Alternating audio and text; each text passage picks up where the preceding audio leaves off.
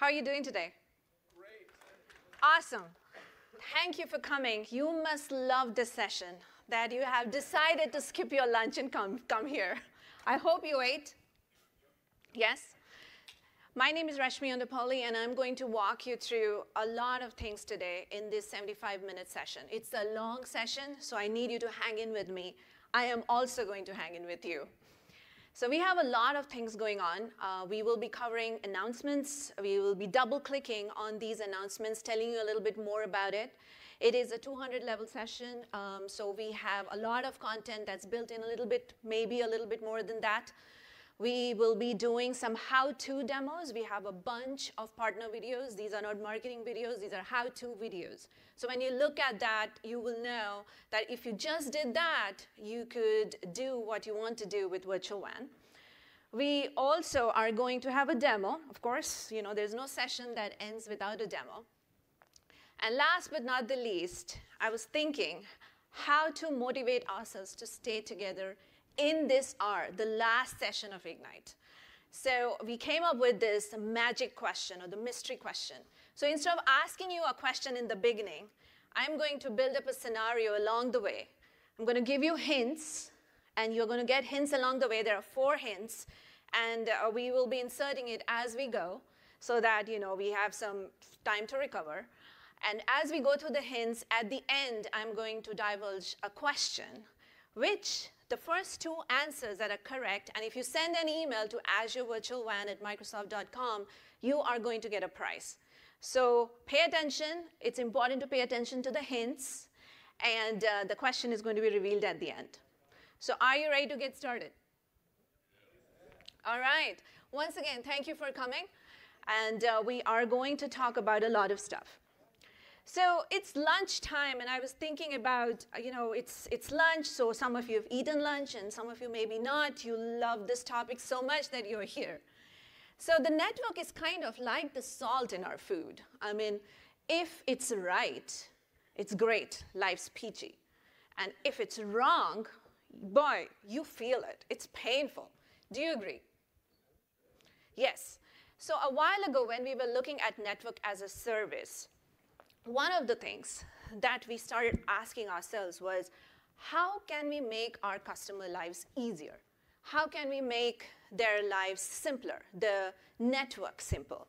We asked this question. We spoke to a lot of customers. And probably you are thinking, maybe we need a new network design. Perhaps not. Maybe you need a hybrid network design. Perhaps a new security posture. Perhaps a new application delivery model, or maybe a comprehensive management solution.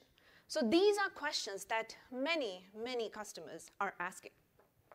So what we realized was, at the edge, it's got to be intelligent. Your user should not feel the difference. That should be seamless for the user. And that user should only feel the experience better. So with that said, you could have users anywhere, right? You could have a user in the branch. You could have a user in the headquarters. You could have a user somewhere in Timbuktu. You could have a user everywhere. And all of these users are going to come together into your network. And with the traffic flowing to the cloud, a lot of the traffic flowing to the cloud, and these applications that are just spinning up everywhere, it's a challenge. It's a challenge for you. It's a challenge for you because you have to manage all of that just like how it was, and in fact, better. So we spoke to many, many, many customers and came up with these few patterns that stood out. And these patterns were basically what I wanted to share with you. These are not patterns that we thought through. These are patterns that we got as we spoke to many customers over the last few years. So some of them are remote users and branch connectivity. Now you have branches spinning up. You're doing good in business. You want a retail store up in 24 hours. How do you do it? You want all those users to be able to connect to your network. Scalability and performance. So think about it. The traditional model, you have branches coming in. They are talking to your head end in your data center, probably in some on-premise place. It's your responsibility to manage scale, performance, manage all these connections coming in, so throughput. And if you needed more, it cycles. It's a lot of responsibility. The third challenge that we learned was security policy, the security posture. So you have to start thinking differently as all this traffic's going to the cloud. And why are we going to the cloud? Because maybe cost optimization, maybe operational efficiencies. There's a lot of reasons, right? That's why there is a huge shift. And as those data centers and the workloads get lifted and shifted, and as a lot of the traffic flows to the cloud, this is going to be an important question that you're going to ask anyone. And last but not the least, when you have all these little Lego pieces around, we do a great job giving Lego pieces, right? And then we say, go figure it out. And when you're looking at that Lego piece, it's a Lego piece. It's got its own thing. It works well. But when you have so many of those Legos, are those Legos your network? Are those Legos your house? I mean, what are those Legos, right? So these fragmented experience, that can be a challenge. So with that, what we realized was with great power comes great responsibility. And that's not my dialogue. You know who said that, right? Who said that? There you go. So, and I understand that it's your responsibility. You have that power to basically take your network and take it to the next generation. This is a huge responsibility.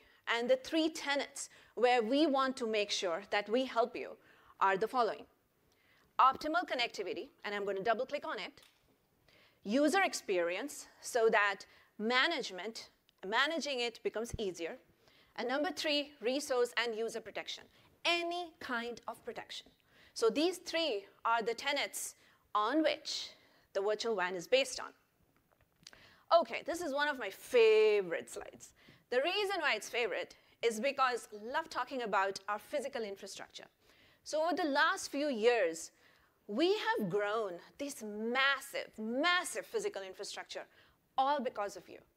All because of all of you who's sitting here, the so many thousands of users that are streaming right now. This physical infrastructure has grown, is mature, and has really taken a lot of load. What is great about this infrastructure is it's available in 54 regions, 130 plus edges. We partner with pretty much anyone. We love our partners. You're going to hear me saying this again and again, and I can't reiterate this enough. We also have 100K plus 1,000 miles of fiber. I mean, this is a massive infrastructure. And why am I telling you about this? Because I'm helping you to make a case why this is important. Why is this important? Think about it. You have a branch in Asia. The branch is probably having some internet connectivity. That branch connects into the closest Microsoft Edge, and that branch can basically talk to another branch through this physical network. You don't have to maintain it. You have it. Take it. Use it. This is the network that's mature. It can scale. It's highly performant. It's just epic. So this network that we have is what builds underneath the virtual WAN. So I wanted to talk about those challenges, this connectivity piece that I was referring to in the previous slide. Challenges, right? So what are these challenges? We underplay simplicity quite a bit. I mean, I was just talking to another friend of mine. I was like, hey, it's very simple. And he just shot it down. He was like, oh, so what? It's simple, right? I mean, there's just so many things. But simplicity matters. I mean, think about the phone. When there used to be the flip phone, you used to do so many things, right? Now you don't have the patience. The app's got to download, and you just got to go. You don't have the time to wait for it. So simplicity matters. And what we realized as we were talking to these many, many, many customers is a lot of the support cases, a lot of the troubleshooting time, a lot of this back and forth and figuring out and pulling your hair because the network's down is happening in 2 select areas, the provisioning and the connectivity. Doesn't matter what technology, doesn't matter. It is only in provisioning and connectivity. Typical challenges, and these are things that are happening. These are things that didn't come out of, like thin air. We talked to many, and we looked at our cases, we looked at the communities, and we realized that if there's a wrong IP address that is set up, that just messes up everything. if there is a routing mismatch, if there's an IPsec policy mismatch. Come on, I mean, it's like this. I speak English, maybe the other person speaks Chinese, and we are trying to figure out how to get a network to work. Well, if you translated, met in the middle, maybe another language somewhere in Europe, maybe that'll work. So we also realized that there was a lot of time that's wasted in manual configuration. Do you really want to bother with setting up a tunnel with this password, this side, then you're figuring out the policies are, what your handshake is, and then you want to call the other person on the other side and basically say, hey, my tunnel's up, but I'm not able to access my resource in the cloud. You don't want to do all that.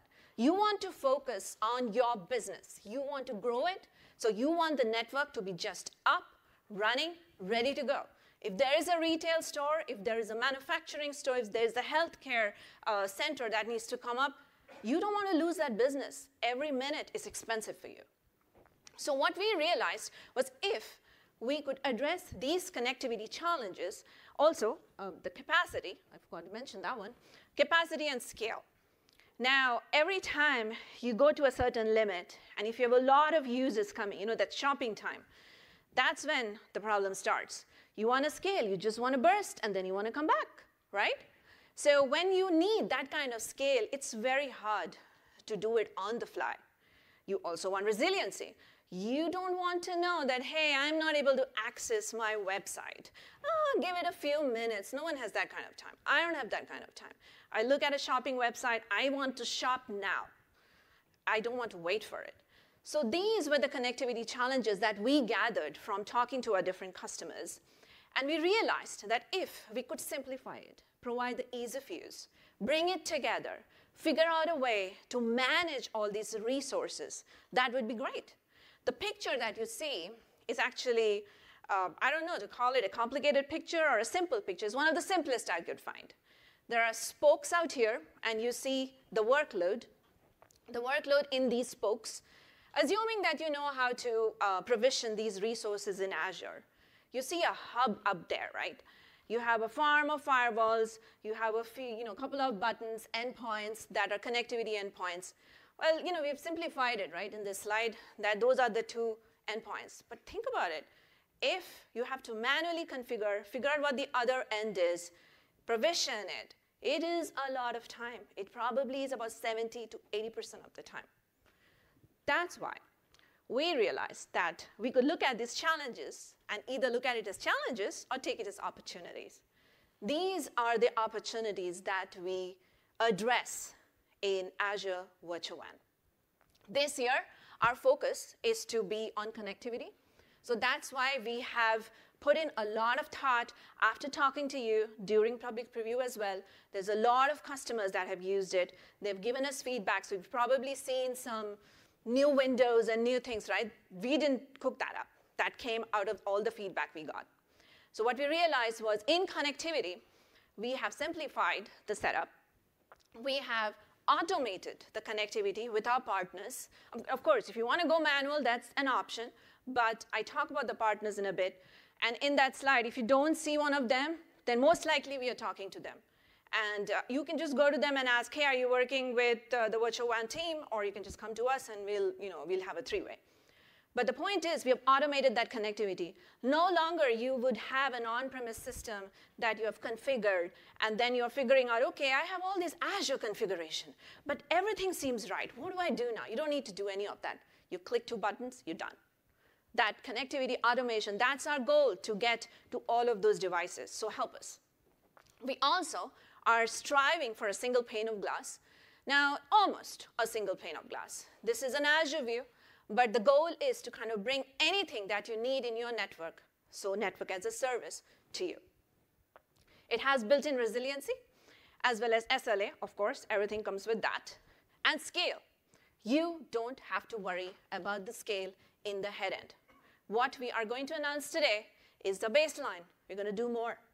We're going to do more. We're going to do what you need, what you want, and this is going to be a network for you, by you. So super excited to announce the Azure Virtual WAN is generally available. The functionality that's generally available is branch to branch and branch to Azure. Now let's double click on that. What is that? You have branches that have internet connectivity. They can now talk to each other through the Azure Virtual WAN. So that branch in Asia, through the ISP, reaches out to the Microsoft Edge, goes all the way on the Microsoft backbone, exits the nearest Microsoft optimal point to the branch in the United States. Now, I've just taken these two regions. Now, think about the possibilities. And I will show you a little bit more when we are going through it in the demo. The demo is going to be super cool. I wish. OK, automated provisioning and configuration. So I already spoke about that. So what we have essentially done is we've taken that entire connectivity pool. We have automated all the handshake. We've automated all the tunnels, the provisioning, the parameters, the routing, all of that between the devices. So all you have to do is just wait to watch some of these videos. Every partner is unique. They are showcased here. It doesn't mean the partners that I haven't showcased are not important. They're equally important. It's just a matter of time. And last but not the least, scalability and high throughput. So in virtual WAN, we support up to 20 gigs in the head end. This is now available in West Central US, and it's rolling out to other regions. But this is where scale comes in amazingly powerful. Think about it. You have 100 branches. They all need probably, let's say, 100 Mbps. I mean, usually branches are somewhere in that range, 10 to 100, right? But let's say all of these branches are coming in today to some endpoint. If you have 100 branches, 100 megabits per second, you need probably 10 gigs, right? If you need to burst more, you probably need a little bit more. So what we have is 20 gigs capacity per region. We have a lot of those. I just went over those. So we have a lot of those. So that is what we have GA'd. Additionally, you can connect 1,000 connections to each of those regions. Now, a branch could have multiple connections, but to a hub or to a region, and I'm going to show you what that is in the next one, is 1,000 connections. So a branch can connect to a hub in one region. A hub is a region. It can also connect to another region. But coming into a hub, there is support for 1,000 connections today, and we'll make it more. So here you go. This is the double-click version of the features. Take a picture if you like. So let's go over one by one. This is where I'm going to focus a little bit the next few minutes, so that way it goes in our heads. What this is basically you have this virtual WAN. This is an ARM resource which is on top of our physical infrastructure. We have the concept of regions. These regions, now translate that into a hub. One hub per region. So the reason why we have one hub per region is so that it gives you all this streamlining of processing that you want to do in that region. Scale, we spoke about it, 1,000 connections per hub. We also have a simple billing model. There is a scale unit-based billing model. What that means is for 500 Mbps, it's one scale unit. For 1 gig, how many scale units? 2, right? So you don't have to think. We support up to 20 gigs. So figure out what you need, plan for the hub capacity, and you're ready to go. Additionally, as I mentioned earlier, you can connect the branches to multiple hubs. So what that means is, let's say a branch in Asia reaches out to the local Microsoft Edge, goes through the backbone, and if it's connected to another hub, let's say in Europe, it's going to exit through there to wherever it needs to go. So you also have that capability now for a branch. We listened to your feedback during public preview, and we have made this available now. It is GA. The branch can connect to multiple hubs. Ability to enable and disable branches to talk to each other is another functionality we heard. So during public preview, we got this feedback from many of you about how can we disable branches from talking to each other. There's a retail scenario that's pretty typical. The branches don't need to talk to each other. They can talk to the hub. They can talk to your data center or whatever the head end is. But they don't want the branches to talk to each other because it's just franchise and some other reasons.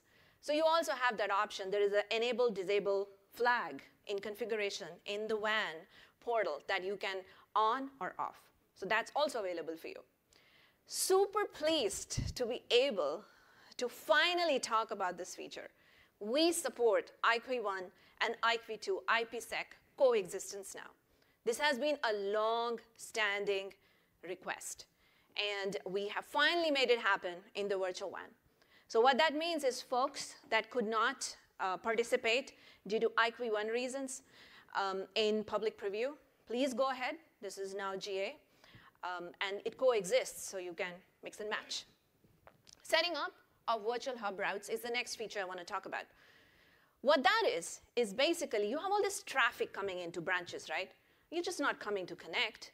You're coming to access resources. You're probably talking branch to branch. You're doing all that. Now, in order for you to be able to, let's say, put a security point in between that can look at traffic in and out, maybe you have a DMZ, maybe you have a security VNet, maybe you have a virtual appliance VNet. We love those virtual appliances, by the way. There's many, many of those. And it's wonderful. They do lots of great stuff. So perhaps you already have them, and you want to see how it works with virtual WAN. So what you can do is there's something called the virtual hub route. You can apply that in the hub, and as a result of which, you can say, for VNet A, B, C that is being processed by this virtual appliance D, send the traffic to virtual appliance D. So we have made some smart routing capabilities in that virtual hub API. So try it out. It is going to be available in the portal in the next few weeks. It's right now available in PowerShell. There is documentation for it, and it's at AKAMS Azure Virtual WAN. So you can check that out, how to go about it. It's very simple. Okay, so we spoke about the route. So now the traffic's come in. You understand the scale. We've applied the route. The traffic can go to a virtual appliance VNet. You can also have an Azure firewall. That's one of the best announcements that we've also seen. The Azure firewall, you can also put that in there in the same virtual appliance VNet. You could also do monitoring. So today you have the functionality of NetWatcher for many of our resources outside. We've heard you. We know that you want to monitor the traffic. So what we've done is we've taken the connection monitoring aspect of NetWatcher as the first option from NetWatcher. We have put it inside the Azure Virtual WAN. What that means is you go into the Virtual WAN portal, you click on connection monitoring, you say, okay, I have a VM in Azure and I want to inspect the traffic on-prem. So you can do that. The connection monitoring setting up is as easy as it can be, and we will work with you to enable all the other features in NetWatcher inside the Virtual WAN. Last but not the least, you want to know the health of your resources. So that's the last one, Virtual WAN Hub Health. So there is a health section in the Virtual WAN Management Center where you can look at all of your resources, how they're doing, whether the sites are connected, things like that. Okay. Partners. We love our partners. In July, we announced with Riverbed and Citrix. It's been amazing. It's been amazing. It's been just, I was pleasantly surprised by the amount of excitement we saw. Today, we are very happy to announce products from our new partners, 128 Technology, Barracuda, Palo Alto, Checkpoint, and NetFoundry. Versa, I believe, is almost ready this week. It's in the coming soon band here, along with many others that are going to be lighting up shortly. So again, if you don't see your favorite partner in here, talk to us. Talk to them. Chances are we are talking to them. Okay, for the folks that came in late, what is this? Basically, we have a mystery question coming up. Instead of telling you the question up front, I'm going to tell you in the end. This is my way of making sure that you don't lose attention. So hint number one. I have to read this right because I don't want to mix up the hints. So user Joe, my friend Joe, was just told by his CIO to cut cost. Now, have you heard that? Cut cost and come up with a network connectivity solution in less than a month. Can that happen? Okay, so that's your hint. He is also asked that any user, any branch, anybody out in the world, they should be able to connect. Just make it happen. That's his tall order. So that was hint number one, and I'm going to talk about hint number 2, 3, 4 as we go. With that, super excited to welcome Steven Braunschweiger from Kodak Alaris. He is the chief architect, enterprise architect in Kodak Alaris, and is a Palo Alto and a Microsoft customer. It's always wonderful when our customers talk about our solution instead of us, because we can do that all the time. Stephen, thank you. Thank you, Rashmi. Boy, her passion is infectious. And I'm not Joe, I'm Steve. So what I'm going to tell you is my journey and why Azure Virtual WAN is something that I'm excited about. I see great potential for Kodak Alaris.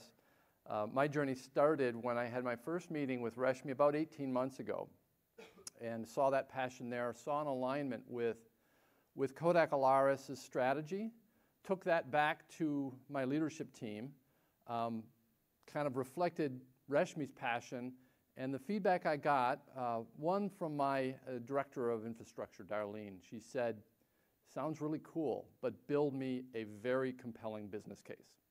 Well, that seems fair. My telecom team approached them. I said, this looks like a great opportunity, need you guys.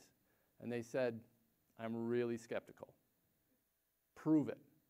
Prove it, and oh, by the way, prove it with minimal effort, with a really narrow scope, and don't make any changes in routing to my network. So those were kind of my challenges. So over these last 18 months, I've been looking for a proof of concept scope. I've been looking for a partner that I could engage. The best approach would be for me to engage a partner, a network partner that we're already using. We're a strong customer of Palo Alto. So I approached Palo Alto. I said, are you aware of the Azure Virtual WAN? Do you have an interest? Are you already pursuing connectivity? So that was one of the triggers. Palo Alto, a great partner. They've built some automation for connectivity. So we're leaning on them. What I'm going to tell you now is what's kind of the framework for engaging in this proof of concept. Who is Kodak Alaris? Where are we? When did we first start? We're a company, mid-sized company, only 5 years old. But 5 years old, yet we're located in 40 sites, 30 countries, 4 continents. How could you be that diverse, only being a 5-year-old company? Well, we were created out of the sale of a couple of businesses from Eastman Kodak Company. So although we're 5 years old, we have a 100-year-old legacy, and we have some of that legacy complexity with us. So what are the businesses that make up Kodak Alaris? The 2 businesses that were sold by Eastman Kodak Company to form Kodak Alaris were the business around actionable intelligence, which is our scanning equipment and scanning software sort of business. And that targets really the commercial space, and we work through retailers and distributors. So that's an indirect model. The second main business area is what we call Create and Connect. And if you're familiar with Kodak Moments, that's kind of the brand of that business area. And it focuses on retail, the customers, and consumers. So Kodak Moments has kiosks in retail, and we have those mobile and web-based Kodak Moments applications. It's all about creating photo GIFs. So those 2 businesses, within there, we have kind of focused for our proof of concept in the business around Create and Connect. So I'm going to give you a little bit of background on Kodak Moments. Its back end has 2 key services. There's the photo gifting, create, and order submission end of the back end. And then there's the back end function that supports routing the orders that are submitted to the right fulfillment location. It could be a central lab operation for delivery to your home of the photo gift that you want created and printed out. It could be a retail kiosk that's, hey, I want to pick it up in hours. So that could be my fulfillment. My print could be at a retail location. So we've got photo gift, order, create, and submit, and then we have the order routing. Those 2 functions are remote from each other. One is located in Azure. That's called Cumulus. That's the create and submit. That's in East US. The second is at a branch site. It's in Frankfurt. That's the order routing, and that's called KDFS. So that's kind of the scope. I've given you our global footprint. I've given you the scope or the proof of concept.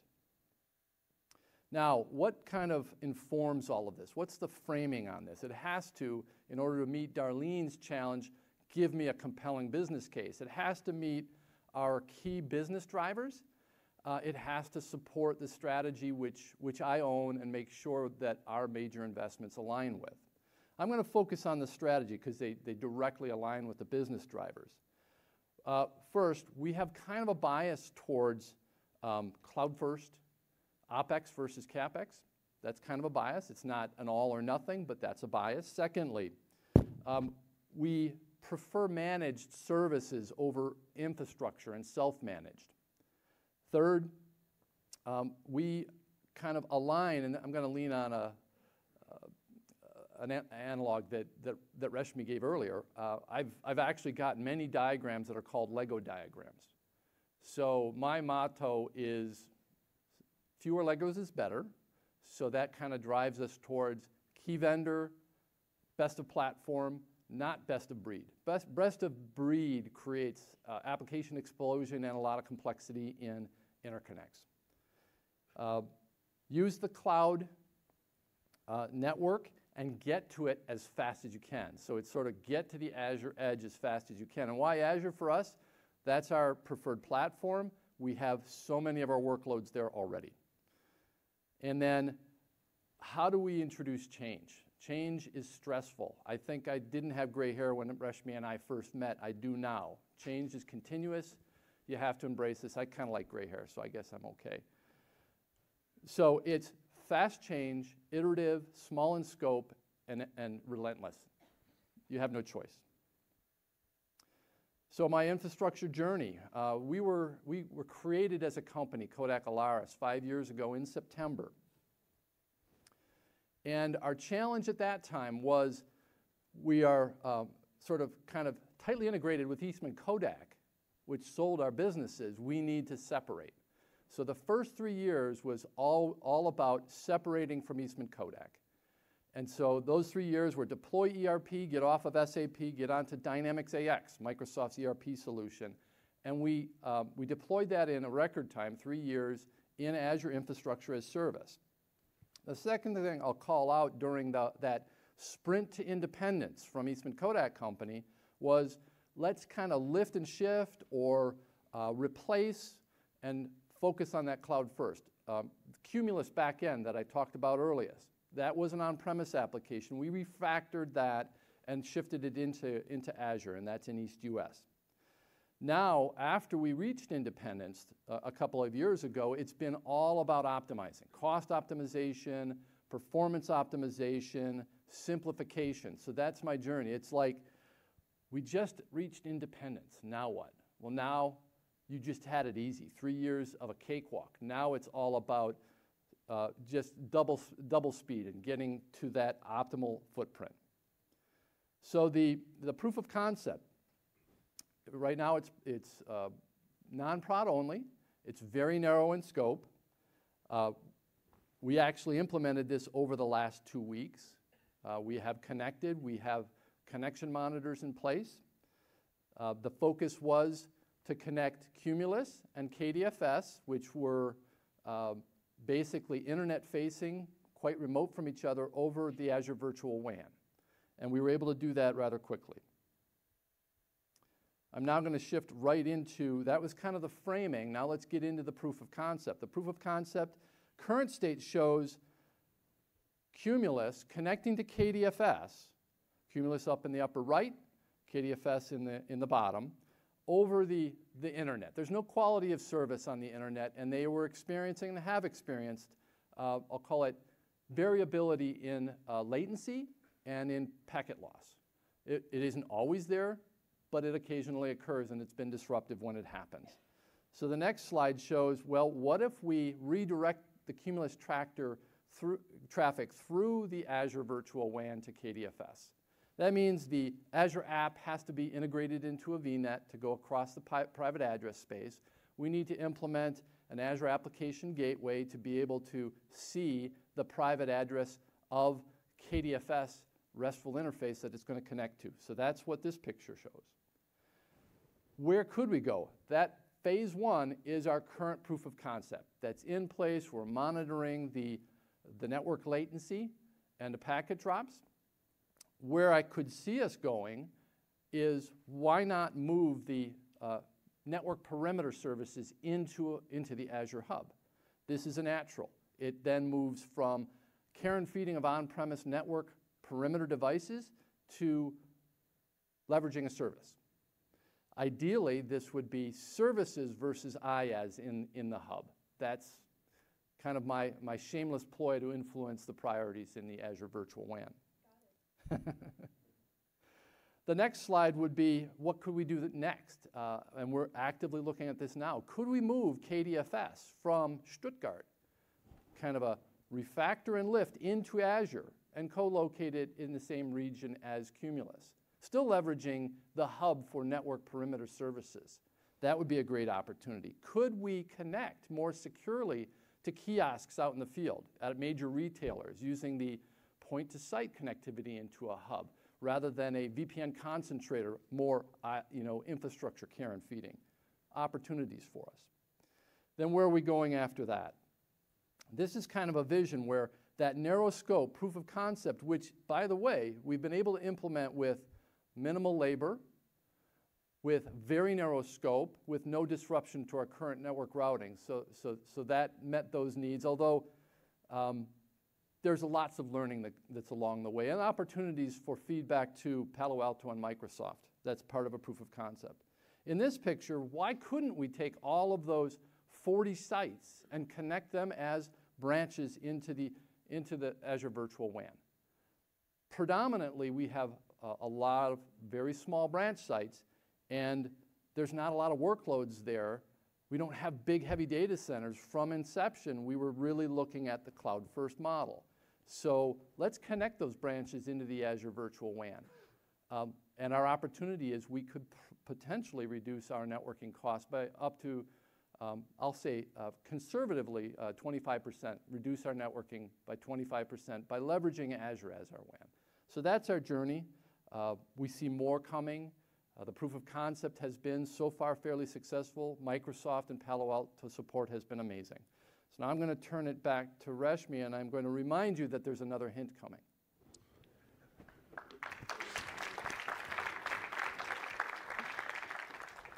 That's just amazing. Thank you, Stephen. I love it when customers tell our story. And we can keep saying it's simple, it's simple, it's simple. So what? Customer should speak for the product. Thank you. What we also learned, and what my takeaway was after we heard Stephen, I've been hearing him for the last 18 months, every 2 weeks we talk. So we know each other quite well now. And what we learned was, as you grow your businesses, if you have customers, if you're servicing your customers, when your customers grow, they should not have to worry about the network. They need a network that just works, simple to use, ease of use, and can scale. So that's the takeaway. Moving on. The next partner, and the hint is coming up, so just hang in there. The next partner is just like Palo Alto, another cybersecurity leader. It is available for the last 25 years. It serviced about 100,000 customers. And it has built in, Checkpoint has built in a zero-touch provisionable solution that is integrated with the virtual WAN, yet keeping their technology's beauty. So let's see what they do.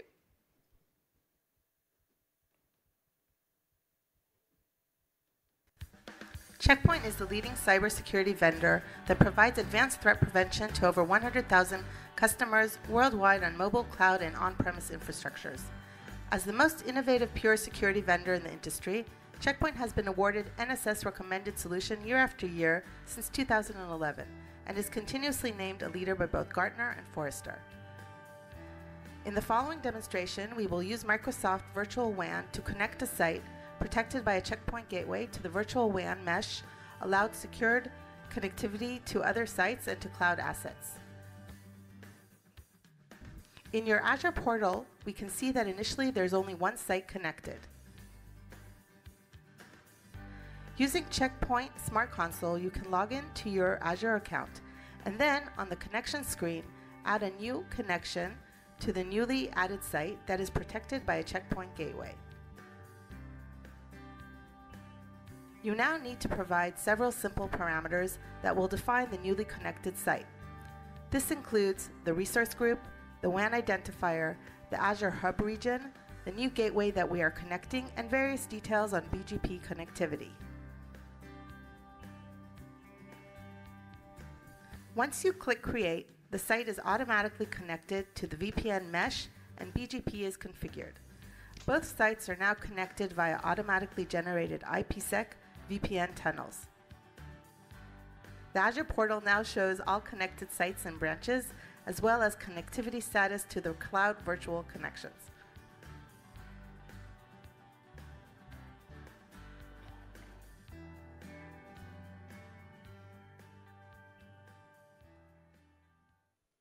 It was as easy as that. I mean, literally, it's as easy as that. 2 clicks and you're done.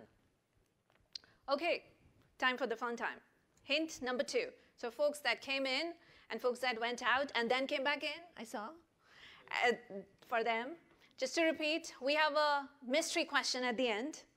I'm going to give you hints along the way. Hint number 1 was Joe, my friend. He's really my friend. Joe, my friend, basically got told by his CIO to come up with a network strategy in less than a month. He was also told, hint number 2, that he was not supposed to touch anything existing. Now, does that remind you of Steve? I think so. He was told, his CIO is, he's very clear about stuff. He basically told Joe, do not touch anything existing, no existing infrastructure. Go ahead, go do your proof of concept, come back, don't disrupt anything. And by the way, I'm going to tell you about hint number 3 very shortly. So, the next partner is a unique partner. It's a security partner that's a combination of security and SD-WAN. SD-WAN stands for Software Defined WAN. You've probably heard this cool technology that's the buzzword now. To summarize what SD-WAN is, these are zero-touch provisionable devices. You plug it in, they get their intelligence from somewhere. Then you can do path selection, which is basically the ability to pick across multiple links. So you could have an MPLS link, an internet link. You can basically path select out of the device to go to a target destination. The third cool feature about SD-WAN is application-based routing and microsegmentation. That means if you have a certain target application, you can steer the traffic, direct the traffic on that link to go to that application. This is the beauty of SD-WAN. Barracuda has enabled integrated SD-WAN capabilities through their security firewall with Azure Virtual WAN. So let's look at their how-to. Microsoft Azure Virtual WAN is an ideal platform for your virtualized or software-defined network. And Barracuda CloudGen firewalls are ideal for securing hundreds or thousands of distributed connections to that platform. With zero-touch deployment and powerful centralized management, building your new security infrastructure is a snap. Configuration is simple. First, log into your firewall, select Control and Box. Then select Microsoft Azure Virtual WAN and connect to Virtual WAN. Then simply copy the authentication information created in the Azure portal. Using a service principals credentials lets you restrict which virtual WAN hubs the firewall can see. Then just click Connect. The Barracuda CloudGen firewall automatically creates a connection to Azure Virtual WAN and makes the site available in Azure. Now you need to associate the site to a region. For this example, we're switching it to UK South, and then we click Confirm. Now, it takes a little while to deploy. In the meantime, the firewall checks every 30 seconds for a configuration file. Now that the association is completed successfully, we'll go back to the firewall page, where we update the connection status and see that the firewall has already found and implemented its configuration file. Then we refresh the service tabs and see the VPN tab is now available. And here we see that the VPN is connected and active. And under Network, we can see all the routes the firewall has learned from the Azure Virtual WAN. Azure Virtual WAN is a powerful platform for advanced paradigms in network architecture, and Barracuda CloudGen firewalls are powerful solutions to get all your locations and devices securely and efficiently connected. All right, so we covered 3 security partners. These are how-to videos. They are as it is. So once you look at these videos next time, go into the portal, it should just be the same. Great. What if, you saw this, the GA pictures, right? What if we could provide different kinds of users to connect? What if we could do private connected branches to connect to branches that are using internet? What if we could bring all this together? My dear friends, very happy to announce the public preview of ExpressRoute and point-to-site, which is remote user connectivity in the hub. Jared, my friend, is going to talk about it. He's also going to cover some best practices for virtual WANs, so stay tuned. Thanks, Rashmi. Thanks, Rashmi. So we're really excited, as Rashmi said, to announce ExpressRoute and point-to-site in virtual WAN to be able to enable a whole new method of connectivity and simplification of connectivity into the virtual WAN. Rashmi and Stephen talked throughout this entire session today to focus on the simplicity of taking these very complex features within Azure and simplifying them down and making them super easy to use. ExpressRoute is a unified connectivity mechanism that allows for private connectivity at scale utilizing either a service provider or newly announced ExpressRoute Direct access into the Microsoft Global Network. It provides predictable performance in enterprise-grade SLA and resiliency, utilizing multiple physical connectivity paths into the ecosystem, and a large and growing enterprise partner experience and ecosystem as well. We have a few different methods to be able to connect into ExpressRoute today and into the Microsoft Global Network. Utilizing co-location facilities, you can connect into an aggregation platform and quickly be up and running. Utilizing point-to-point Ethernet connections, that same layer 2 handoff will apply. Any-to-any IPVPN connections, extending your MPLS or IPVPN infrastructure into the cloud and making Azure just another one of your branch locations. And then finally, ExpressRoute Direct, which provides the first 100 gig connectivity at scale to the Microsoft Global Network. Today, we have a number of different ExpressRoute locations. Rashmi mentioned we have over 50 plus peering locations that are announced today. We've added some in the very recent future into new metros as well as into existing metros to provide resiliency within the metros that are already existing. Coming soon as well, we're adding a whole bunch of new locations. What you'll see that we're starting to differentiate in as we expand out our edge locations is that we're not only near to Azure data center regions, but we're also expanding where we have end users that may need more optimal connectivity into private Azure connectivity, but also to be able to provide the very best experience to those customers. Rashmi mentioned we love our partner ecosystem, and that stays true with ExpressRoute as well. ExpressRoute has over 200 ExpressRoute partners that reduces the barrier to entry to be able to utilize ExpressRoute in the growing ecosystem. With that, we're announcing today the public preview of Virtual WAN with ExpressRoute, which is going to provide private connectivity into the virtual WAN hubs. It's going to give us cloud elasticity based on the performance requirements. Rashmi had mentioned all of the abilities to use scale units so that we can dynamically allocate capacity to you as required versus having to scale to the maximum rather than being able to scale as we grow out. Additionally, we have support for our ExpressRoute Direct product that provides 100 gig private connectivity. And we're really excited to be able to also announce the capabilities into the branch-to-branch connectivity. With branch-to-branch connectivity, we have the ability today to say, I want to go from one of my branches to another one of my branches utilizing the virtual WAN hub.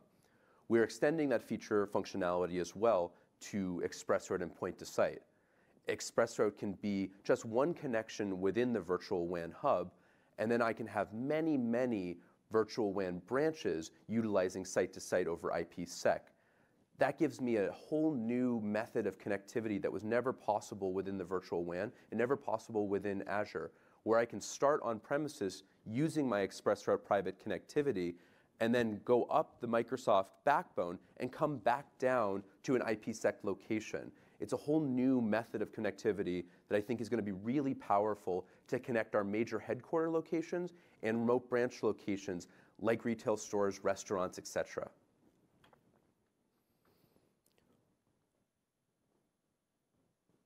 Point-to-site gives customers the ability to use client-based applications on mobile devices and laptops, Mac OS, Linux, Windows, all these new devices that we have that we're constantly using as our main form of connectivity today into enterprise networks. We know customers want to be able to use any platform to be able to access the virtual WAN resources and the greater Azure resources that are deployed within their virtual networks today and in the public cloud and in Azure specifically. There are new security considerations that are coming into play. We want to be able to go to a local cafe and use the public Wi-Fi and know that it's secure. It has to go through virtual WAN to do that, and that's going to give the best connectivity story. Today, we're announcing 10,000 connections for point-to-site into the Azure Virtual WAN and into the hub within the virtual WAN. We've partnered with OpenVPN, an open source product, to be able to allow this connectivity into a whole new ecosystem of clients so that we can integrate quickly and efficiently so that I can have my iOS or Android device or desktop computer or laptop computer and have the best connectivity possible. We're going to give you a great first-party experience, and we're going to give you a great experience with our partners as well. In addition to that, we also have IKV2 support to be able to give the 10,000 connections. Today, we have certificate-based and Radius support. Radius is a great way of integrating into your existing Active Directory environments and multi-factor authentication environments. We've made huge strides in our VPN over the past 18 months since we started this journey. We started very, very low in our throughput, and we've increased rapidly to get to almost 18 gigs on point-to-site. That gives you a whole new method of connectivity to be able to utilize the virtual WAN as a centralized hub for your environment, connect through there, access Azure virtual resources, access other branches, access ExpressRoute, so many different connectivity options there. Again, we started with just 30 connections. Now we're up to 1,000 in site-to-site VPN. We're up to 20 gigs of capacity on VPN, I think first in public cloud. Pretty exciting. And as we jump to some of our best practices, as Reshmi mentioned, we found a lot of challenges just on complexity of setup. We overwhelmingly found that setting up VPN and ExpressRoute and point-to-site can be cumbersome, and we want to be able to optimize that. As we continue to build out these products, we're thinking about how customers are actually going to use them and how our end users are actually going to use them. So some of the best practices that we want to talk about and emphasize here that are opportunities and why virtual WAN makes it so easy to be able to remove the barriers of entry to get into the cloud. That's why we're partnering with so many partners with virtual WAN and with ExpressRoute, because they make it so easy to be able to connect quickly into Azure and scale as you need and as your business requires it. The first best practice we want to touch on is putting your appliance in a virtual network. Because we integrate with so many of the network virtual appliance ecosystem today, some which we've seen in videos, some that which Reshmi has mentioned, we want to make sure that they're in the VNet and utilizing the virtual hub routes. We're able to quickly deploy those or utilize existing network virtual infrastructure that we have in our environment today, create that virtual network route or virtual hub route rather, and then be able to quickly start utilizing that to push traffic through there before it goes to another branch or before it goes into a virtual network. You can also use our first-party Azure Firewall, which we announced a general availability this week. That's going to provide cloud-first, first-party support for a managed platform solution with an SLA that has scalability to grow with your business. Additionally, you're going to connect your appliance spokes to the hubs, and when you do that, you're going to want to disable BGP in the spoke. Because we're providing an end-to-end solution, we're going to manage a lot of this routing in our software layer because, again, we found at times that can be very challenging to manage at scale. Like I said, you're going to put a virtual hub route and point it to the virtual appliance. We'll do all the work behind the scenes to coordinate that. I think that's the emphasis that we want to make with the virtual WAN and the virtual WAN hub, is that a lot of the complexities that came with bridging all of these pieces together, we've wanted to abstract a little bit to make it as easy as possible to use. And then spoke-to-spoke VNet peering is going to be another great capability to be able to grow and expand. And with that, I will hand it back to Reshmi, and we will finish off. Thank you. Nicely done. Very nicely done, Jared. Thank you. OK, so we covered in the last many minutes a lot of the information about virtual WAN, 2 public preview announcements. We have 1 more coming up. We also covered the best practices. We covered security providers. We saw how their how-to helps you with the virtual WAN, makes it so easy to connect, takes away all your connectivity configuration nightmares. Next up is an interesting partner. They have a software. And so I always say, what if I had a software that I could put in any hardware without having to buy hardware and still be able to connect? NetFoundry's SDK can connect many, many IoT devices as well. So let's go ahead and see how they automate connectivity with virtual WAN. Hi, this is Ashton from NetFoundry. I'm going to show you how to use Azure Virtual WAN and NetFoundry Zero Trust Networking to spin up a secure, performant WAN in a matter of minutes. How can you build a global, secure, performant WAN in minutes? The NetFoundry solution is software only, runs on top of your existing network, requires no additional hardware or circuits, and is integrated with Azure Virtual WAN APIs. Our Zero Trust Networking provides security over any network, and our performance optimization combined with the Azure Virtual WAN provides exceptional quality. To start, you simply add NetFoundry virtual or containerized gateways at the sites you want to connect to Azure Virtual WAN. You use the same solution to connect to Azure apps or even apps in other clouds or data centers. Now that your site endpoints are in place, you will connect them with your Azure Virtual WANs by entering your Azure subscription info. Simply enter the attributes which will pull resources from Azure APIs, and you've added a site in seconds. Use the Azure portal to associate the new sites with a virtual WAN regional hub. Azure will create a hub if the site is for a new region. And that's it, you're done. Thanks to the API integration between NetFoundry and Azure Virtual WAN, your network is ready. You can now add hundreds of sites to your new WAN, giving you the power of rapid deployment and scalability with the same simplicity. If changes need to be made, you can view or edit the site at any time. Use Azure Virtual WAN and NetFoundry to easily, securely, and reliably connect to Azure apps and to connect your branches. Visit netfoundry.io/Azure Virtual WAN to get started today with a free trial. All right, so that was NetFoundry. And as you saw, very easy. Take a software, put it in a hardware, you can connect to the virtual WAN, and you can do it in scale. Works.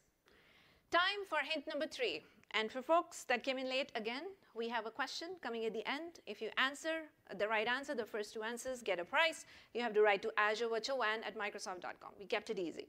So we gave you 2 hints. Joe was just told by his CIO to come up with a network strategy in less than a month.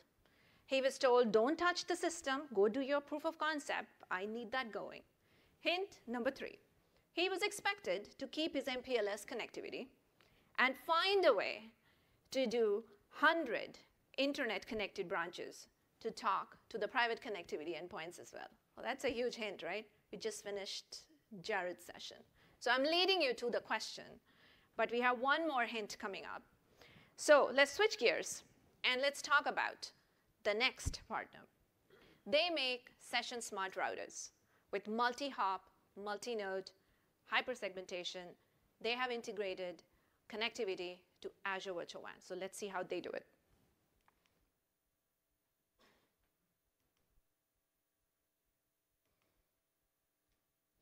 With 128 technology and Azure Virtual WAN, segmentation has no boundaries. Using secure vector routing, your connections to and through the Azure cloud are simple and secure. 128T leverages Microsoft Azure Cloud APIs to connect sites to any Azure hub in your virtual WAN service. Provisioning is as simple as granting API access and adding your WAN links to the Azure Virtual WAN with the 128T Conductor orchestration platform. Existing sites are updated or new sites are added using site-to-cloud access automatically across the 128T service-centric fabric. Establish secure branch connections to the Microsoft Azure Cloud using 5 simple steps. Step 1. Configure API access credentials for your Azure Service Principal, enabling dynamic orchestration between your 128T network and the Azure Cloud. Step 2. The 128T router uses neighborhoods to discover network adjacencies. Add the Azure Virtual WAN neighborhood to your cloud-connected WAN interfaces. Secure vector-routed connections carrying full segmentation and session context will be created automatically to the Azure Cloud for interfaces in this neighborhood.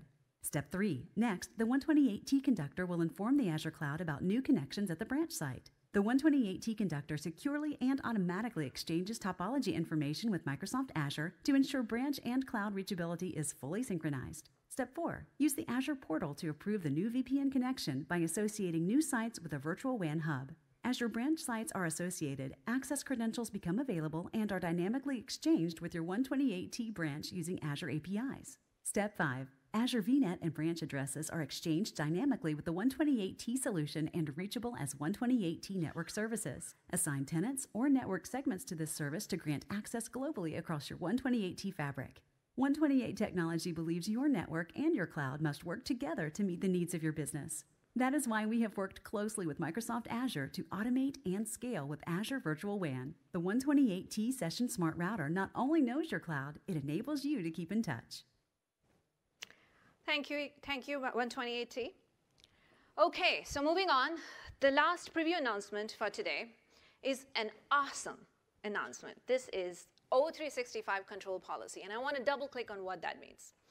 Basically, this control policy that Azure Virtual WAN provides the branch end is telling the branch end that exit the O365 traffic in the best way possible. What this will do is you are going to have an option in Virtual WAN where you can pick certain policies for O365, and the branch system talks to the Virtual WAN behind the scene and exits the traffic at the branch to the closest O365 edge. This is going to help you with usual challenges of hairpinning. It's going to help you save WAN costs as well as help optimize your WAN. So this was the last feature, public preview feature, I wanted to talk about. And before we go to the demo, let me talk about hint number 4, which is the final hint before I divulge the question in the end. So Joe, the network admin, remember, he was just asked to come up with a network strategy. He was asked to put up an internet-based solution which could talk to private connected endpoints, sites. His CIO was awesome. He was very cool, and that's the word for him. He basically said, Joe, I need you to maintain an absolute 5 nines SLA. I need high throughput. You know, I don't want to think about it when we do great business. It should just work. It needs to work across geographies. So I don't want all this nightmare where we are pushing some finance information up somewhere and then the server goes down. Needs to work. We also need zero-touch provisionable devices. So plug it in and go. And the question's coming up. Any guesses on the question? All right. OK, so the next one is the demo. And I'm going to quickly switch gears. In the demo, we are going to show you a few things. We are going to show you branch to branch. We are going to show you, here you go, branch to branch. We're going to show you how an internet-connected branch is going to connect to an express route connected site. We will also show you how a device is going to connect to an Azure workload. We are going to connect that Azure workload on runtime today. And then we'll see the device. I have the device with me. I'm going to stream it. It's going to go into another pod, I guess. And then we'll see how that comes together. I'll quickly go over the Azure firewall. We'll also see what happens when there is a virtual appliance VNet with an Azure firewall and a virtual appliance. I've picked a virtual appliance today. And we'll see how you can access a VNet or a web site behind it. OK, So here you go. Here's the action. So you've seen a bit of it in all of the how-to videos. So go back and take a look. I'm going to focus on the Azure-centric side of things so you kind of have an idea of how to go about it. So let's assume you go into the portal and you have access to Azure Virtual WAN. What you do is you look for Virtual WAN. So you look for it. It's going to show up here. You pick it. It's as simple as creating a resource. You create the Virtual WAN. Once you do that, then you are going to come into a portal, which is going to be like this. Here you will see multiple options. You have the settings. You have the configuration. This is where you enable, disable the branches to be talking to each other inside a hub. You also have an architecture section where you have sites. You have point to site, which is the remote user connectivity options, express route. You also have hubs. You can create hubs. Hubs are per region. You also can connect your Azure workload. So let's just say you have lots of workload, and it's in VNet ABCD. You can connect all of them with one single click. All right. And we mentioned the connection monitoring and health. That's also embedded in the support and troubleshooting section. We will be adding a lot more to this shortly. OK, so once you've created the WAN, the first thing you would do is you would create a site. Now, that is if you are doing it manually.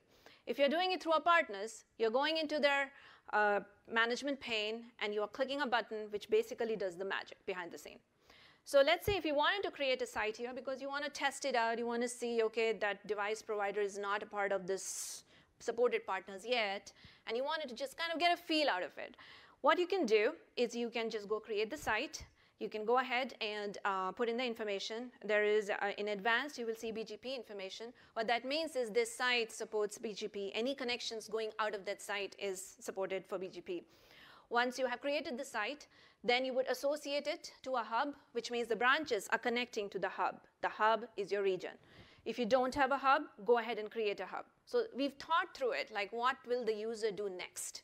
And it's a lot of the feedback that you gave us during public preview. So in the hub section, you can go and create a new hub. And a new hub is per region, as I said. This is where your scale units show up. One scale unit is 500 Mbps for site-to-site VPN connectivity. We support up to 20 gigs in West Central US today, and we are rolling it out to other regions. So you can go pick your scale unit. And when you do this, what exactly happens behind the scene? The managed VNet is created for you. Their endpoints are created for you. The configuration file is created for you. There is a handshake that happens between the end branch device and us. They download the configuration, and then it's up to you when you want to upgrade your branch or to connect your branch. If you don't want to disturb it, you want to do it in your own time and you're having coffee, that's great. But that whole handshake happens, and the connectivity is set up. Boom, that's it, done. So once you've done that, you would probably want to connect some workload. So let's just go do that on the fly today. I'm going to go add a connection. I was told this was a very risky move, so let's see.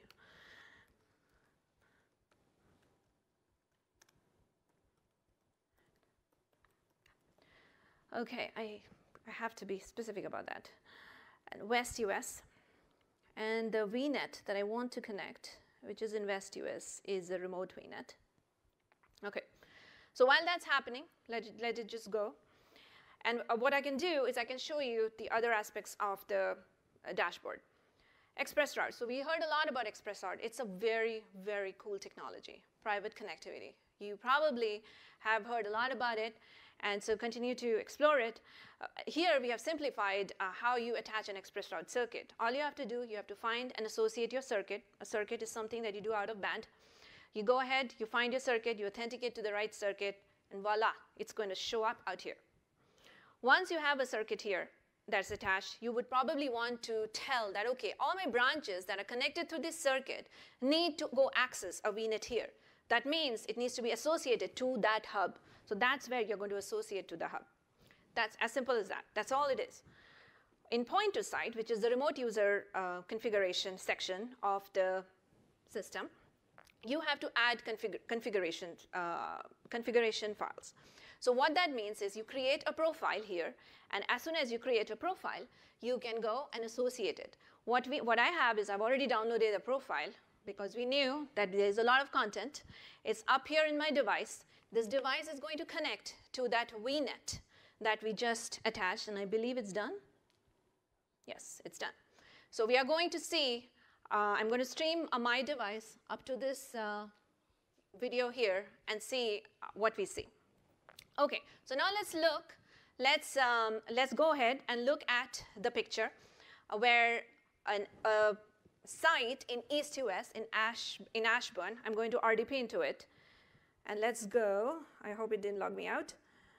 And it is going to go to another internet-connected VPN site in Seattle, I believe. And the reason why I'm showing you this is just to kind of prove to you that this is as easy as it is. I mean, all of that, you can just do it in less than an hour, pretty much. So here is where my East US site just went and connected to my Seattle site, which is in a different hub. Okay, if I wanted to go and connect to a website which is behind a virtual appliance, and for this purpose, I believe I put up a Barracuda. And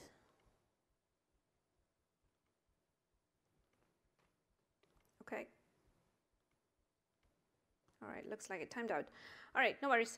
So basically, if I go ahead back to my Ashburn branch and try to access the VNet website, which is behind my Barracuda VM, you will see, there you go. So basically what has happened is you have this Ashburn branch that's actually talking to this website out here, and we have marked it.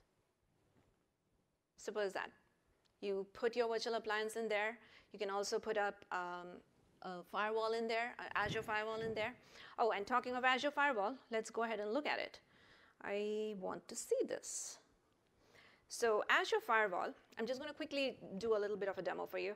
Basically, you create it just like any ARM resource.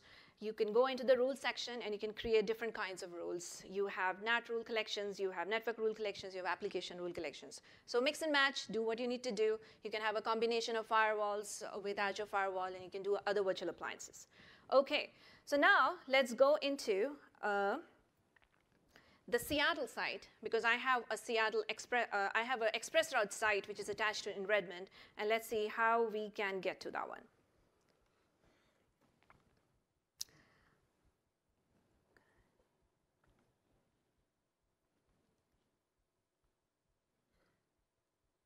Okay, almost there. Okay, so this is an internet-connected site that is just about to talk to an express route connected site, private connectivity. So think about that site as your data center or maybe your headquarters or your regional headquarters. And if you wanted these branches to be talking to that site, for some compliance reason, you don't want the data probably to go to the cloud. For whatever reason, this is going to make it possible. Voila. All right. So this is the internet-connected Seattle branch connecting to an express route connected site, which is at Redmond. That was the functionality that Jared talked about. Okay. So we connected the VPN site. We looked at connecting to an express route site. Now that we also had the VNet that we had connected, which is connected. So let's switch gears. And let's see what this does. I was told this was a risky move. Okay.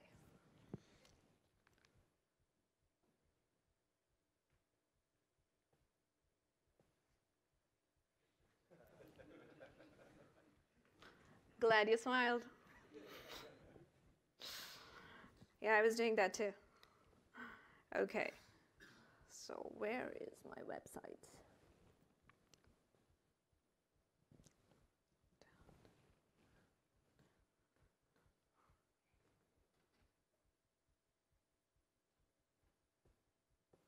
There you go. You just saw a device connected to a VNet that you connected. I connected it for you, talking to your workload in Azure. Imagine the possibilities. 10,000 of those users can connect, and we'll do more. So this is where it brings us to the end of the demo. The takeaway is that you can now have sites that can leverage the Azure infrastructure. You can do branch to branch. You can do branch to Azure. You can have your favorite virtual appliance out there, and you can let it do what it needs to do. Everyone's happy. Your branch traffic can be inspected. You can use the Azure firewall. You can have multiple users that can connect to each other. So time for the question. The mystery question is, and I have to get this right because I have to give out a prize. The question is, Joe, who was asked by a CIO to come up with an internet brand strategy for 100 sites. The question to you is, the first 2 folks who answer that right is going to get a prize. So be sure you get it right, Azure Virtual WAN at Microsoft.com. And you have until end of Friday next week. What is the price per branch per month to set up an Azure Virtual Hub that can support up to 2 gigs aggregate bandwidth? Again, in the hub, 2 gigs, you have 100 sites. What's the cost per branch per month? So that's your question. Before we buzz off, to summarize, to bring it together, thank you for hanging in there. You heard the general availability of Azure Virtual WAN. We can do branch to branch, branch to Azure. You also heard public preview announcements for ExpressRoute, point-to-site, which is remote user connectivity, as well as O365. I want to leave you with this note. Other cloud providers provide up to 1.5 gigs of VPN capacity. We are humbled to provide you up to 20 gigs. There isn't a point-to-site or remote user connectivity solution that we know of.